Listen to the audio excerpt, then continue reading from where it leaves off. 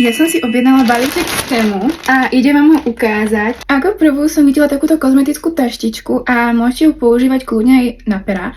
Ale ja som sa rozhodla, že pravdepodobne ju budem nosiť v kabelke a budem si tam dávať ceruzky na pery, alebo rúž, alebo nejaký make-up. Druhú vec, ktorú som vyťahla, je takýto stojan na šperky a nečakala som, že bude úprimne až takýto veľký. Môžete si z jednej aj z druhej strany zavesiť buď na rámok alebo na hrdelník a je to podľa mňa úplne nádherný vintage doplnok.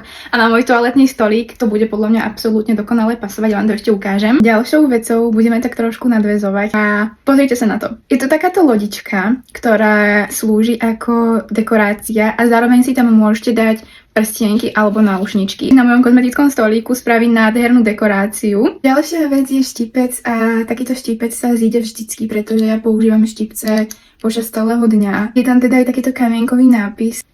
Ďalšie tu mám dvojnáušničky a teda ja som hľadala nejaké také vintage náušničky, čierne so zlatým a našla som. A podľa mňa sú absolútne nádherné. Ja si ich teda nebudem skúšať, ale aspoň si ich takto prirovnám, že ako mi pôjdu a podľa mňa budú super.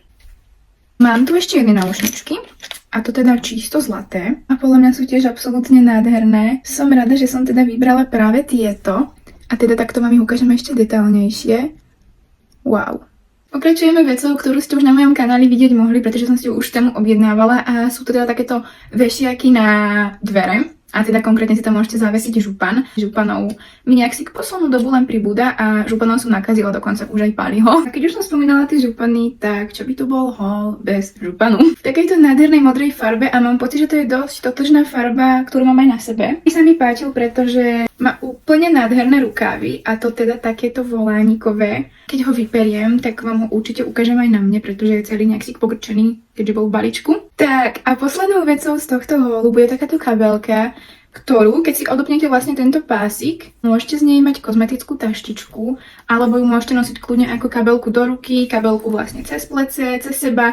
A tento kúsok, keď som videla, tak som si povedala, že ho musím mať stále asi možno ani nie 8 eur. Je to podľa mňa absolútne dokonalý kúsok, ktorý môžete, ako som už spomínala predtým, použiť na viacero možností. Mám tu ešte jednu vec, ktorá síce není z Temu, ale povedala som si, že vám ju ukážem, pretože je taktiež úplne nádherná. Je teda z Pull&Bear, je to koženka. Má na sebe aj taký opasok, ktorý teda je zabudovaný už priamo v tej koženke. Tak, a teda vyzerá nejak takto. A ukazujem vám ju kvôli jednej veci, a to kvôli tomu, že sa podľa mňa bude úplne nádherne k tejto koženke hodiť práve tá kabelka. Ja sa strašne teším. Mňa takéto maličkosti tak strašne potešia vždycky. No, čo poviete?